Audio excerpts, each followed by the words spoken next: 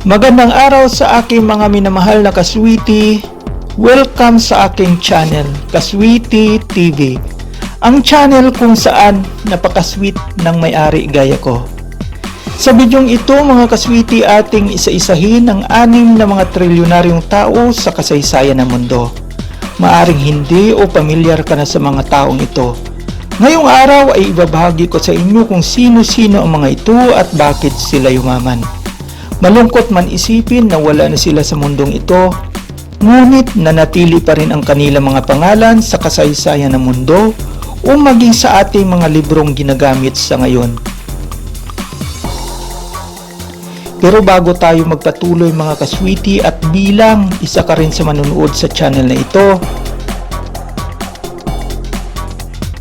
ay inaanyayahan kita na mag-subscribe at pakipindot mo na rin ang notification bell para lagi kang updated kapag mayroon tayong bagong video. At syempre sa tulong mo sweetie ay lalago ang channel na ito. Maraming salamat in advance. At ngayon umpisahan na natin.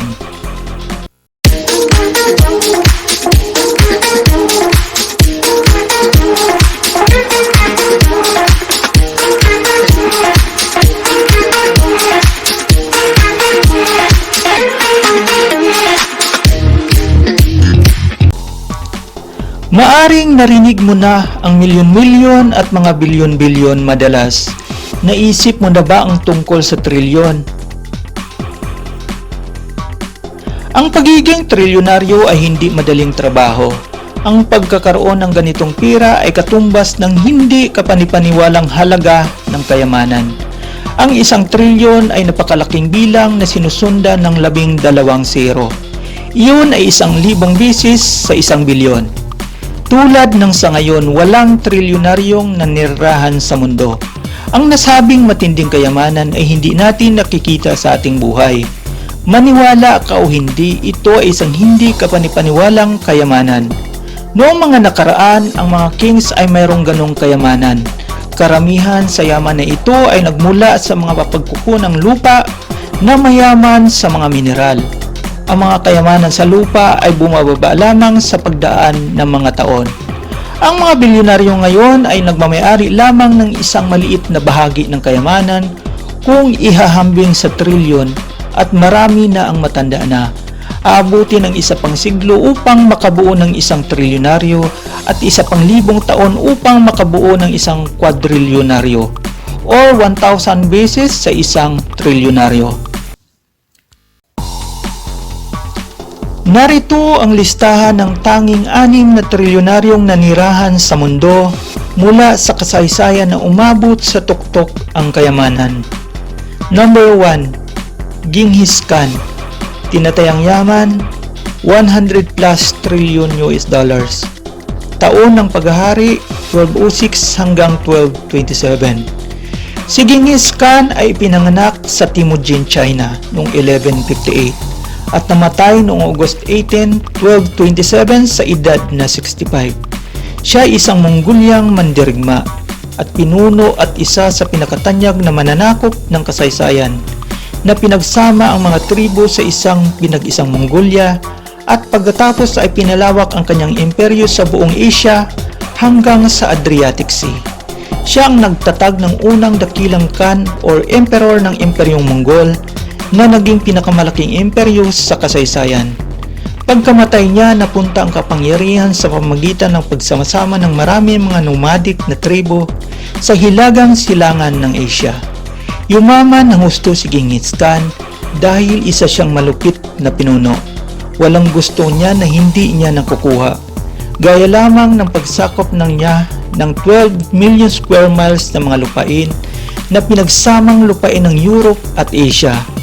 Ang mga ginto, kabayo at napakarami pa. Siya ay mayroong 40 na anak sa kanyang orihinal na asawa at di mabila pa ang anak sa kanyang mga mistress. Number 2, Zhao Zi. Tinatayang yaman, 30 trillion US dollars. Taon ng kanyang paghahari, 1067 hanggang 1085. Siya ay pinanganak noong 1048 sa China at namatay noong 1085 sa edad na 37. at siya ang ika-6 na emperador na naghari noong 1067 hanggang 1085 ng Song Dynasty ng China.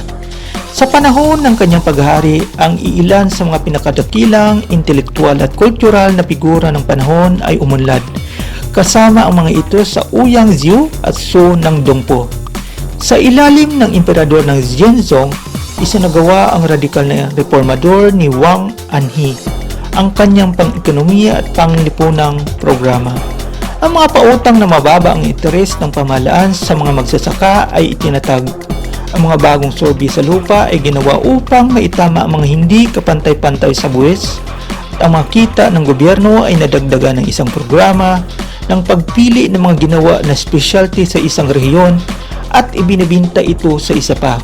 Upang madagdagan ang pwersa ng militar at mapanatili ang lokal na seguridad, inutusan ni Zhenzong at Wang ang pagsanay ng mga lokal na grupo ng milisya sa lahat ng mga nayon. Kumuha din ang gobyerno ng mga kabayo at itinalaga sa mga pamilyang magsasaka sa hilagang China.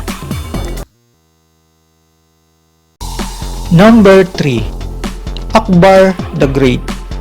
Tinatayang yaman, 21 trilyon US dollars. Taon ng paghari, 1556 hanggang 1605.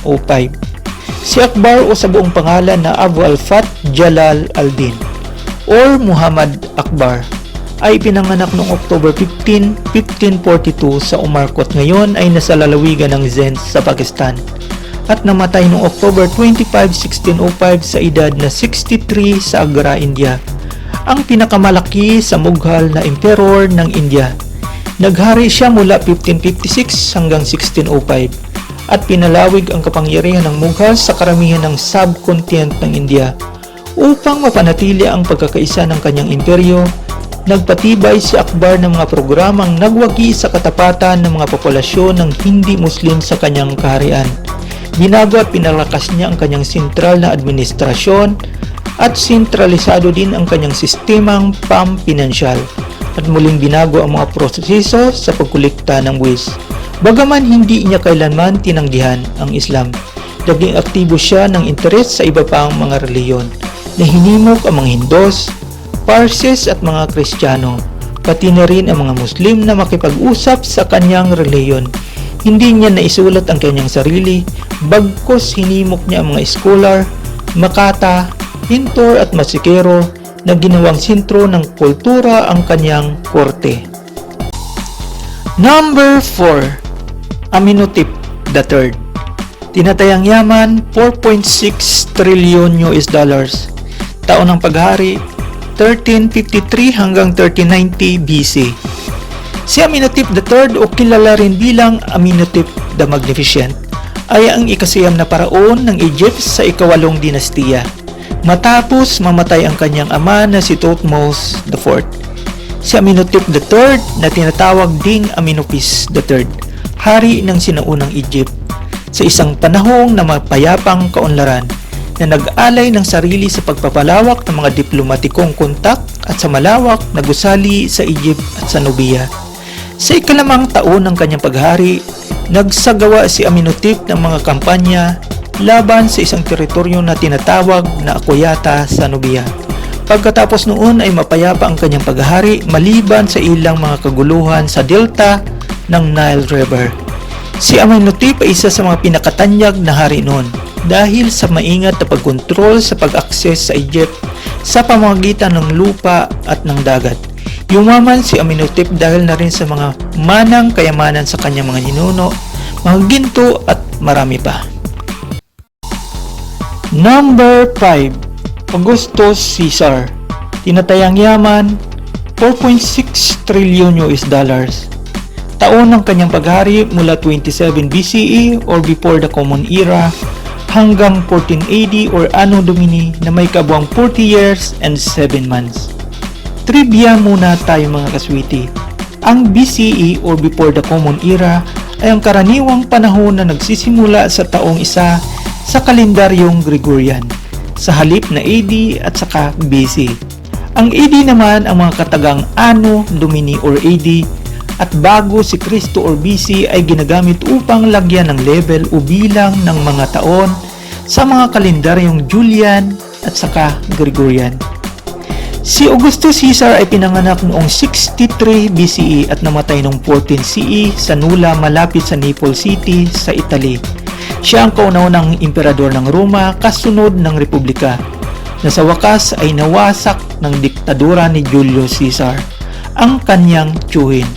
Ang kanyang autokratikong rehimen ay kilala bilang pinuno dahil siya ang mga prinsipe o ang prinsipe ng unang mamamayan na pinuno ng hanay ng mga panlabas na muling nabuhay ng mga institusyong republikano na nag-iisa na ginawang kaluguran ang kanyang autokrasya sa walang limitasyong pasensya, kasanayan at kahusayan.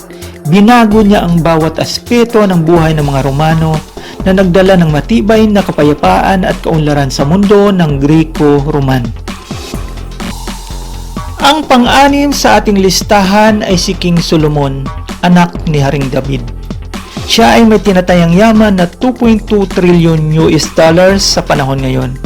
Taon ng kanyang paghahari ay mula 970 hanggang 931 BCE or before the Common Era. Si King or Haring Solomon na tinatawag ding Jedidiah ayon sa Hebrew Bible or Old Testament, Quran at Hadith. Siya ay isang mahusay na mayaman at matalinong hari ng United Kingdom ng Israel na humalili sa kanyang amang si Haring David. Kilala rin si Haring Solomon sa pagiging hari ng Israel na nagtayo ng unang templo ng Jerusalem.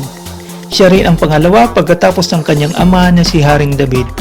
Si Haring Solomon ay umaman sa pamamagitan ng mga komersyo, pakikipagkalakalan, mga regalong natanggap niya gaya ng mga ginto, mga pirang galing sa koleksyon ng buwis at marami pa.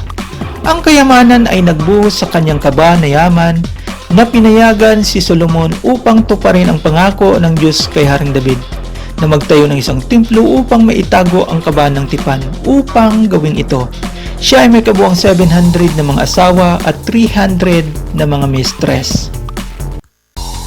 Disclaimer lang po mga kaswiti, ang mga impormasyon na nabanggit sa bidyong ito gaya ng kabuang yaman sa bawat nabanggit na mga tao ay base lamang sa aking pag-research sa Google, Wikipedia at Britannica.com.